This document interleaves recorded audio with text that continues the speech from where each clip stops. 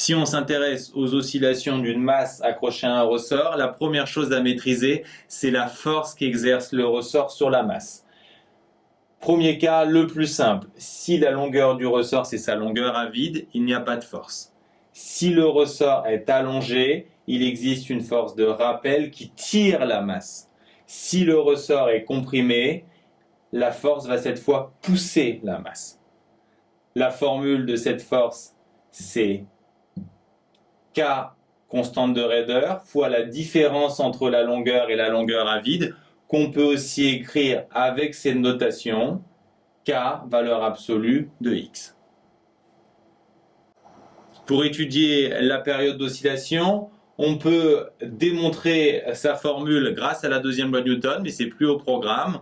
On peut également, comme dans la vidéo précédente, étudier expérimentalement les différents paramètres. Et enfin, on peut choisir parmi différentes formules grâce à une analyse dimensionnelle.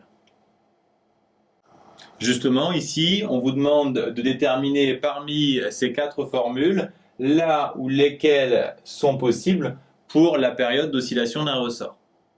Tout d'abord, on va regarder les dimensions de chacun des paramètres. Pour la période, pas de difficulté, c'est en secondes, et pour la masse, c'est en kilogrammes. Par contre, pour la constante de raideur, c'est moins évident. Pour déterminer les dimensions de K, il faut se souvenir de la formule de la force de rappel d'un ressort, qui est du type F égale Kx. Donc les dimensions de K, ça va être les dimensions de F divisées par les dimensions de X. Pour la force, souvenez-vous de la deuxième loi de Newton, somme des forces égale ma, donc la dimension de F sera la même que la dimension d'une masse fois une accélération. La dimension de X, c'est des mètres. La dimension d'une masse, c'est des kilogrammes. La dimension d'une accélération, c'est des mètres par seconde moins 2. On divise ici par des mètres. Les mètres se simplifient. On trouve donc des kilogrammes par seconde moins 2. On peut maintenant tester les dimensions des différentes expressions. Commençons par la première ici.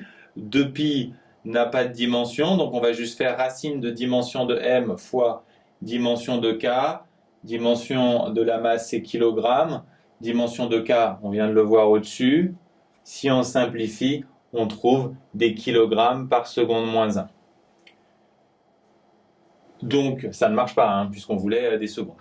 Pour la deuxième, on peut remarquer qu'on a l'inverse de la première.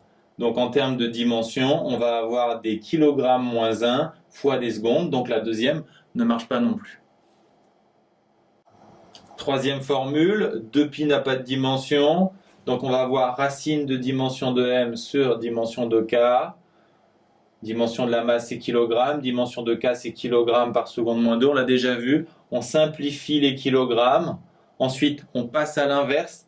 On a donc racine de seconde carrée qui donne des secondes. Donc, cette troisième formule est possible. Quatrième formule, 2π racine de k sur m. On applique la même méthode. Les kilogrammes se simplifient à nouveau. Mais cette fois, on trouve des secondes moins 1. Donc, cette formule est impossible d'un point de vue dimensionnel. La formule 2π racine de m sur k n'est pas simplement possible d'un point de vue dimensionnel, c'est la bonne formule pour l'oscillation d'un ressort.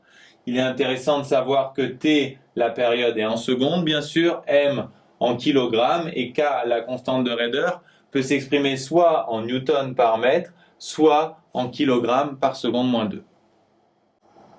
Avec ce résultat, on peut anticiper tous les résultats qu'on obtiendrait par une étude expérimentale. Tout d'abord, on peut se demander quels seraient les paramètres qui peuvent influencer l'oscillation d'un ressort. On aurait la longueur à vide, l'étirement initial, x0 et L0, mais aussi la masse et la constante de raideur. On voit avec cette formule que x0 et L0 qui n'apparaissent pas n'ont aucun effet, que les paramètres qui influencent la période sont la masse. Si on multiplie par 2 la masse, on multiplie par racine de 2 la période.